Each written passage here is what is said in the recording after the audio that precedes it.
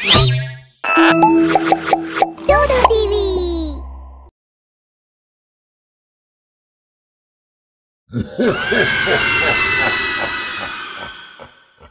पुनीत ने घर के सामने अपनी कार पार्क की और भागता हुआ घर के अंदर आया। हीरालाल, तुम्हारी मालकिन कैसी है? मुझे अंदर जाने दो, मुझे उससे मिलना है। साहब, आप अंदर नहीं जा सकते। मालकिन ने किसी को भी अंदर जाने से मना किया है। मालकिन बिल्कुल ठीक है, आप अपने कमरे में जाइए। हीरालाल, तुम जानते भी हो कि तुम किससे बात कर रहे हो? मैं तुम्हारा मालिक हूँ और अंदर जो है वो मेरी पत्नी मालविका है। तुम मुझे उसके पास जाने से क्यों रोक रहे हो? साहब, आप मालकिन के पति जरूर हैं, लेकिन इस घर में हुकूमत सिर्फ मालकिन की ही चलती है। उन्होंने मुझसे कहा है कि किसी को भी अंदर ना आने दूं, चाहे वो आप हो या कोई और। पुनीत कुछ नहीं बोला और कुछ सोचता हुआ अपने कमरे में चला गया। पुनीत और मालविका कॉलेज के समय से एक दूसरे से प्यार करते थे। पढ़ाई खत्म होने के बाद दोनों ने शादी करने का फैसला किया, लेकिन मालविका के माता पिता को पुनीत फूटी आंख नहीं भाता था, क्योंकि मालविका शहर के बड़े बिजनेसमैन की इकलौती बेटी थी। उसके माता पिता सोचते थे कि पुनीत ने उनकी दौलत पाने के लिए मालविका को अपने प्यार के जाल में फंसाया है, लेकिन पुनीत ने मालविका से सच्चा प्यार किया था। एक दिन पुनीत और मालविका ने घर से भागकर शादी कर ली। मालविका की जिद के कारण उसके माता पिता को उन्हें अपनाना ही पड़ा। दोनों बहुत खुश रहने लगे। फिर एक दिन खबर आई कि मालविका के माता पिता की एक कार दुर्घटना में मौत हो गई है। ये सुनकर मालविका को बहुत बड़ा सदमा लगा। वो तो जैसे अंदर से टूट ही गई। ना किसी से बात करती थी और ना ही कहीं बाहर जाती थी। वो तो बस दिन रात अपने माता पिता के बारे में सोच सोच कर रोती रहती थी। पुनीत से मालविका की ये उदासी देखी नहीं जा रही थी। उसने सोचा कि अगर वो मालविका को कहीं घुमाने ले जाए तो उसका मन बहल जाएगा। मालविका को आम लोगों की तरह पहाड़ी वादियों में घूमने का शौक नहीं था, बल्कि उसे तो ऐसी जगह पसंद थी जो भूत प्रेतों के नाम से बदनाम हो। इसलिए पुनीत ने अपना लैपटॉप उठाया और हॉन्टेड प्लेसेस सर्च करने लगा। आखिर उसे वो जगह मिल ही गई जैसी वो ढूंढ रहा था। पुनीत खुश होकर मालविका के पास आया।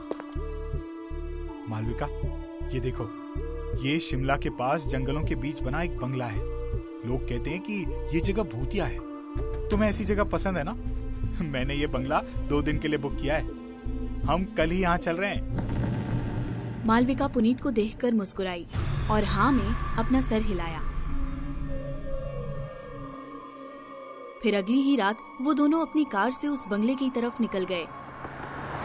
रास्ता बहुत सुनसान था। मालविका गुमसुम सी पुनीत के बगल में बैठी हुई थी। तभी पुनीत ने कार की स्टीरियो पर एक पुराना रोमांटिक गाना लगाया और खुद भी गुनगुनाने लगा। छूकर मेरे मन को किया तूने क्या इशारा, बदला ये मौसम लगे प्यारा जग सारा। मालविका, याद है गाना? हम कॉलेज के दिनों में पेड़ की छांव में बैठकर गुनगुनाया करते थे। वो भी क्या दिन थे। काश ऐसा पल फिर आ सके जब हम दोनों हमेशा खुश रहें। पुनीत मालविका से बात किए जा रहा था, लेकिन मालविका किसी और ही सोच में डूबी हुई थी। तभी पुनीत ने अचानक से कार की ब्रेक लगाई। क्या हुआ पुनीत, हम पहुंच गए क्या? मालविका, बंगले की वेबसाइट पर जो नक्शा था उस हिसाब से बंगला यही होना चाहिए था, लेकिन यहाँ तो पेड़ पौधों के अलावा और कुछ नहीं है।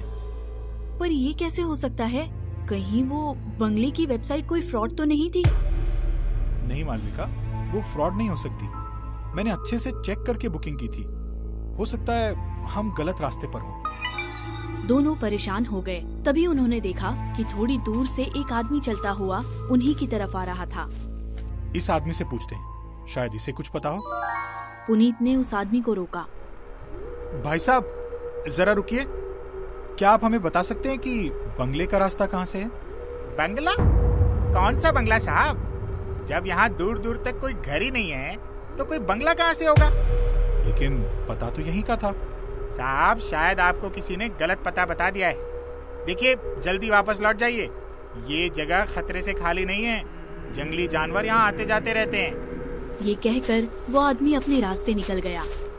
पुनीत, लगता है वो साइट फ्रॉड ही थी। हाँ मालविका, अब तो मुझे भी लगने लगा है। चलो घर वापस चलते हैं। पुनीत ने गाड़ी घुमा ली और वो दोनों वापस जाने लगे। वो लोग थोड़ी दूर ही गए थे कि तभी उन्हें सड़क से थोड़ी दूर बंगला नजर आया। देखा मालविका, मैंने कहा था ना कि बंगला सच में है। चलो चलते हैं। दोनों कार से उतरे और बंगले की तरफ जाने लगे। बंगले के गेट पर एक आदमी बैठा हुआ था। उस आदमी के लंबे बिखरे हुए बाल थे, कपड़े जगह जगह से फटे हुए और हाथ में पट्टी बंधी हुई थी। उसके हाथ में बीड़ी थी जिसे वो माचिस से जलाने की कोशिश कर रहा था, लेकिन हवा के कारण उसकी माचिस बार बार बुझ जा रही थी। तभी पुनीत ने अपनी जेब से लाइटर निकाला और उसे जलाकर उस आदमी की तरफ आगे किया। उस आदमी ने बीड़ी जलाई और एक कश लेकर धुआं पुनीत की तरफ फूंका और बोला,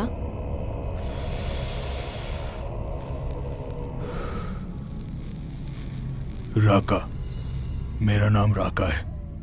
क्या हुआ साहब, आप लोग रास्ता भटक गए हैं क्या? नहीं भाई, हम रास्ता नहीं भटके। हम तो इस बंगले में रहने आए हैं। ये देखो, हमने 2 दिन के लिए इस बंगले को बुक किया है। पुनीत ने बुकिंग की रिसिप्ट जो उसके फोन पर थी उस आदमी को दिखाई। रिसिप्ट देखकर वो आदमी हंस पड़ा। रहने दीजिए साहब, मुझे पढ़ना नहीं आता। लेकिन आप पहले आदमी हैं जो बुकिंग करके यहाँ आए हैं, वरना तो यहाँ भटके हुए राही ही आते हैं। खैर, मुझे क्या, आप जाइए, मजे कीजिए। दोनों अंदर जाने लगते हैं। तभी राका उन्हें रोकता है।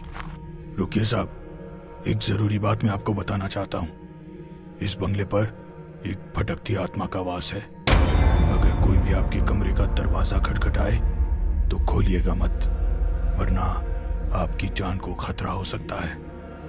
अच्छा भाई, मैं वही सोच रहा था कि तुमने अभी तक ये बात बोली क्यों नहीं। देखो, हम भूत प्रेत के बारे में सुनकर ही यहाँ आए हैं। हम देखना चाहते हैं कि भूत प्रेत होते कैसे हैं। ये कहकर दोनों हंसते हुए अंदर चले गए। बंगला अंदर से काफी साफ सुथरा था। वैसे तो अंदर बहुत सारे कमरे थे, लेकिन एक ऐसा कमरा था जिसका दरवाजा खुला हुआ था और उसमें से लालटेन की रोशनी आ रही थी। वो लोग उस कमरे में चले गए और दरवाजा बंद कर लिया। थोड़ी ही देर बाद दरवाजे पे दस्तक हुई। किसी ने खट खट खट कर 3 बार दरवाजा खटखटाया। पुनीत, इतनी रात को कौन होगा यार? अरे और कौन होगा, वो राका ही होगा। हमें डराने की कोशिश कर रहा होगा। तुम दरवाजा खोलो, मैं ये बैग रख कर आता हूँ। मालविका ने दरवाजा खोला, लेकिन बाहर कोई नहीं था। वो वापस दरवाजा बंद करने ही वाली थी कि तभी उसने सामने एक काली परछाई देखी। मालविका सहम गई। फिर वो परछाई धीरे धीरे बाहर की तरफ जाने लगी। मालविका भी उसके पीछे पीछे चलने लगी। तभी अचानक से वो परछाई एक जगह थम गई। मालविका ने भी अपने कदम वहीं रोक लिए। अचानक वो परछाई तेजी से मालविका की तरफ बढ़ी और मालविका के अंदर समा गई। मालविका बेहोश होकर वहीं गिर पड़ी। इधर पुनीत मालविका को आवाज लगाता हुआ कमरे से बाहर आया। उसने देखा कि मालविका हॉल में बेहोश पड़ी है। वो बहुत घबरा गया। उसने राका को आवाज दिया, लेकिन कोई आवाज सुनने वाला वहाँ कोई नहीं था। पुनीत जल्दी मालविका को हॉस्पिटल ले आया। हॉस्पिटल में डॉक्टरों ने बताया कि मालविका कोमा में चली गई है। ये सुनकर पुनीत को बहुत बड़ा सदमा लगा। वो मालविका को घर ले आया, जहाँ हीरा लाल उसकी देखरेख करता था।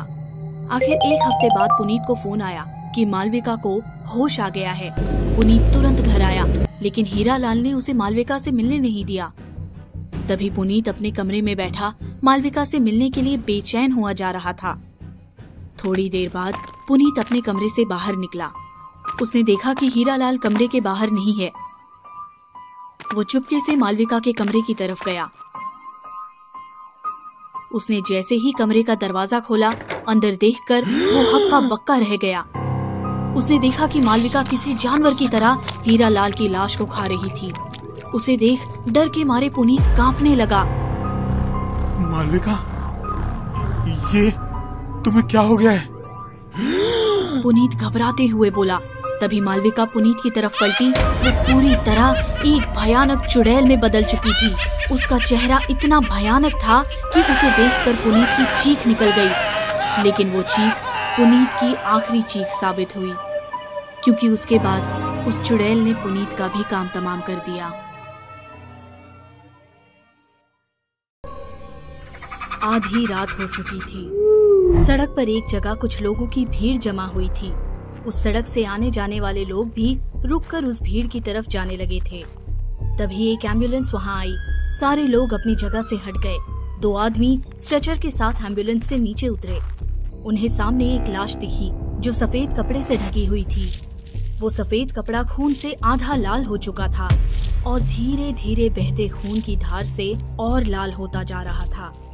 फिर वो 2 आदमी उस लाश को स्ट्रेचर पर लिटाकर एम्बुलेंस में हॉस्पिटल ले गए।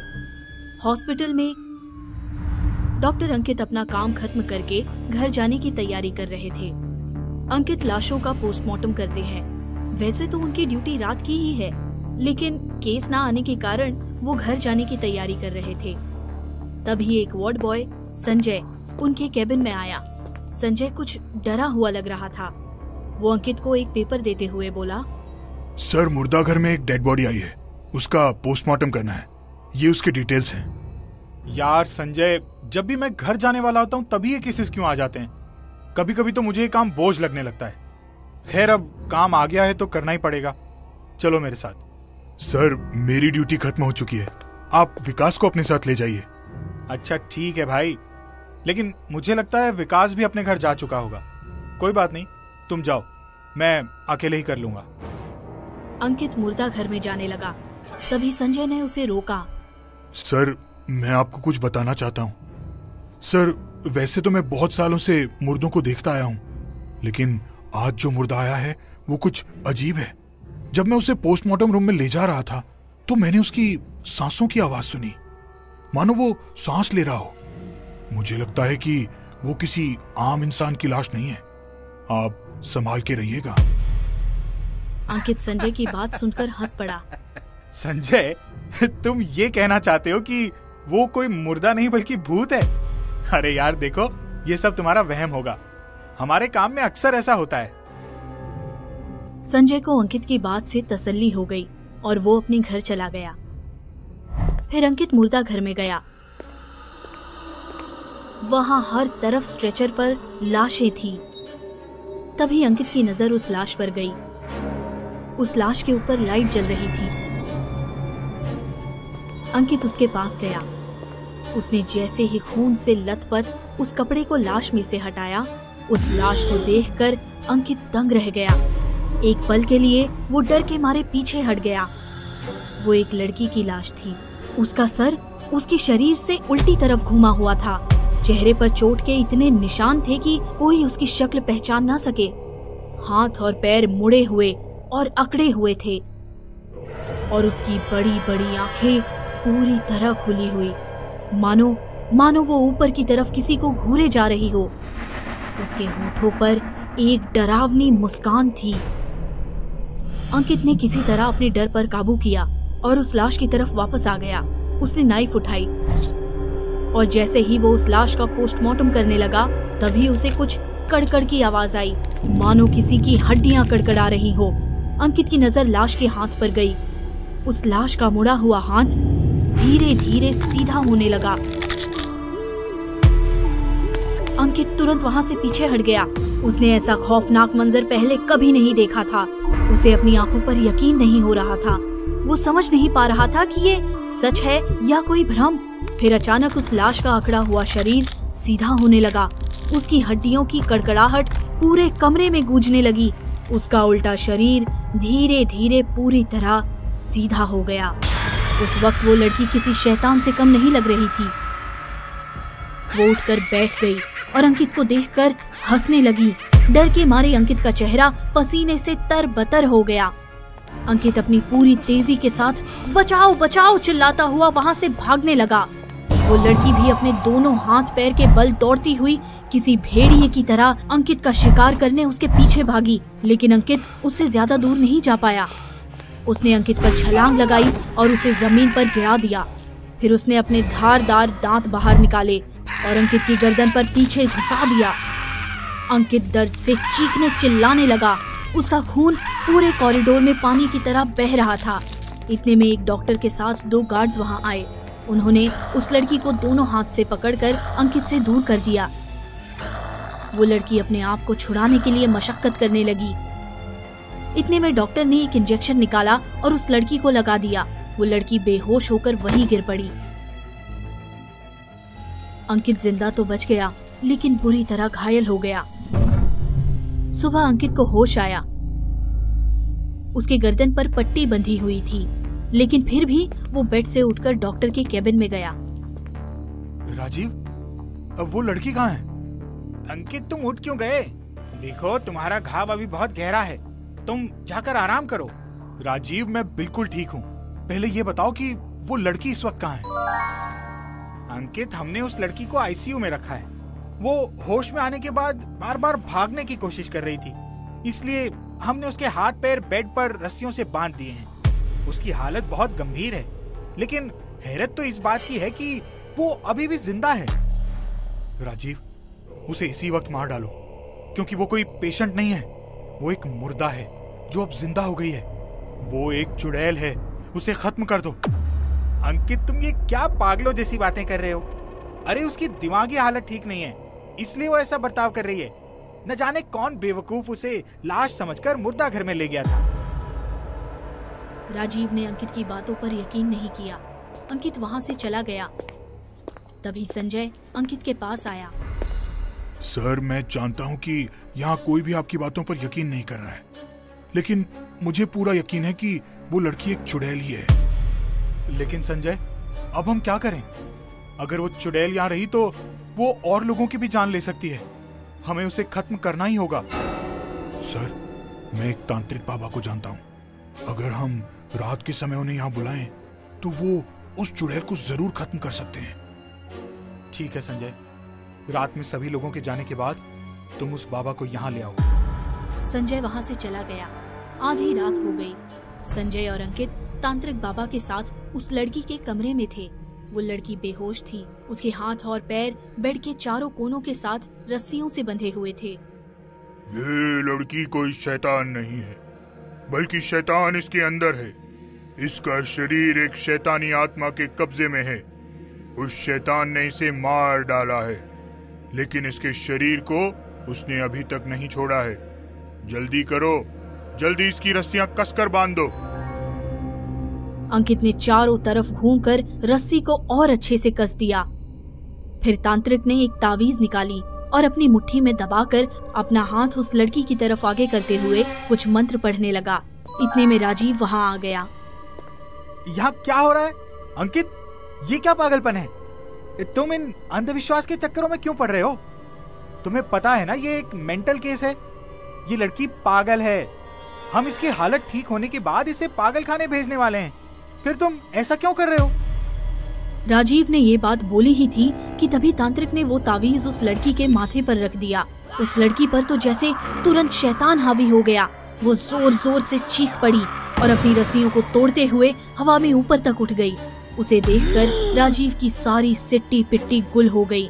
तांत्रिक भी थोड़ा घबरा गया, लेकिन फिर उसने अपनी कमंडल से भभूत निकालकर उस आत्मा पर छिड़का। वो आत्मा एकदम से शांत हो गई। तभी अचानक वो उठकर तांत्रिक पर झपट पड़ी और अपने हाथों से उसका सिर धड़ से अलग कर दिया।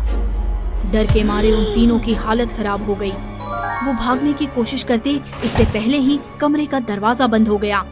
अचानक कमरे की लाइट चली गई। संजय ने जल्दी अपनी जेब से अपना फोन निकाला और फ्लैश ऑन किया।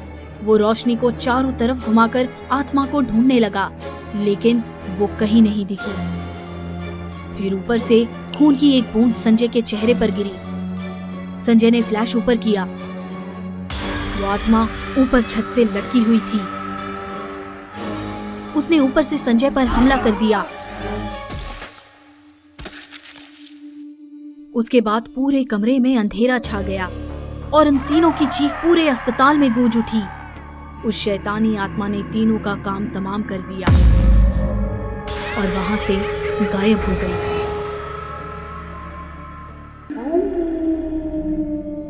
विकास को आज ऑफिस से निकलने में देरी हो गई।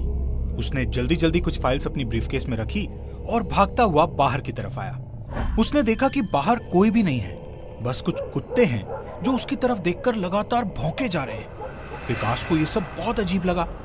इतने बड़े शहर में इतनी जल्दी इतनी शांति कैसे हो गई? पहले तो देर रात तक सारी दुकानें खुली रहती थी और सड़क पर भी लोगों की चहल पहल रहती थी, लेकिन आज तो जैसे चारों तरफ सन्नाटा छाया हुआ था। ये सोचता हुआ विकास अपनी कार में बैठ गया और अपने घर की तरफ जाने लगा। तभी विकास ने साइड मिरर में देखा कि वो कुत्ते भौंकते हुए उसकी कार का पीछा करने लगे हैं। विकास ने कार की स्पीड बढ़ा दी। वो कुत्तों को पीछे छोड़ते हुए आगे निकल गया। वो थोड़ी दूर गया ही था कि उसने देखा सामने सड़क पर एक औरत एक छोटे बच्चे को गोद में लिए बैसाखियों के सहारे लंगड़ा कर चलती हुई जा रही है। उसकी बैसाखियां उसके हाथों से बार बार छूटकर नीचे गिर रही हैं। विकास को उस पर दया आ गई। विकास भी उसी रास्ते ही जा रहा था, तो उसने सोचा कि उस बेचारी गरीब की मदद कर दे। इसलिए विकास उसके पास गया। अंधेरे की वजह से विकास को उस औरत का चेहरा साफ दिख नहीं पा रहा था। विकास ने बोला, माँ जी, आपको लिफ्ट चाहिए क्या? देखिए, मैं भी उसी तरफ जा रहा हूँ। आप मेरी कार में बैठ जाइए, मैं आपको आपके घर तक छोड़ दूंगा। आपके साथ ये बच्चा भी तो है, आखिर इसे लेकर आप कब तक चलती रहेंगी? पर न जाने क्यों विकास की बात सुनकर वो औरत उस पर चिढ़ गई और गुस्से में बोली, तू देगा? हाँ, तू देगा मुझे लिफ्ट? चल जा यहाँ से। मुझे तेरी मदद की कोई जरूरत नहीं है, भाग यहाँ से। अरे माँ जी, देखिए, मुझे भी फिजूल में किसी की मदद करने का कोई शौक नहीं है। वो तो मैं आपकी लाचारी देखकर आपको लिफ्ट देने आ गया, लेकिन आप हो कि मुझे ही तेवर दिखा रही हो। अगर आपको लिफ्ट नहीं चाहिए तो मुझे क्या, मैं तो चला अपने रास्ते। भाई, आजकल तो भलाई का जमाना ही नहीं रहा। ये कहकर विकास वहां से आगे निकल गया। वो कुछ 3-4 किलोमीटर दूर जा चुका था। वो अपने में मगन कुछ गुनगुनाता हुआ धीमी गति से आगे बढ़ रहा था कि तभी अचानक थोड़ी दूरी पर वही औरत अपने बच्चे के साथ फिर विकास को दिखाई दी। उसे देखकर विकास के चेहरे से तो जैसे हवाइयां ही उड़ गई। आखिर वो औरत इतनी जल्दी इतनी दूर कैसे आ गई? ये मुझसे पहले यहाँ कैसे पहुंच गई? लगता है इन गलियों से कोई शॉर्टकट रास्ता निकलता होगा। जरूर ये वहीं से आई होगी। विकास ने अपने आप को समझाया, लेकिन इस बार वो औरत सड़क पर बैठी अपनी बैसाखियों की मदद से उठने की कोशिश कर रही थी। उसका बच्चा उसके बगल में ही बैठा रोए जा रहा था, लेकिन बहुत कोशिश करने के बावजूद भी वो उठ नहीं पा रही थी। विकास को उस पर दया तो आ ही रही थी, लेकिन उसने एक बार सोचा कि कहीं वो फिर से मुझे भला बुरा न कह दे। ये सोचकर विकास ने उस औरत की मदद न करने का मन बना लिया, लेकिन उसके बच्चे को रोता हुआ देखकर विकास का दिल पिघल गया और वो अपनी कार लेकर फिर उस औरत के पास पहुंच गया। देखिए माँ जी, मुझे गलत मत समझिए, मैं कोई बुरा आदमी नहीं हूँ।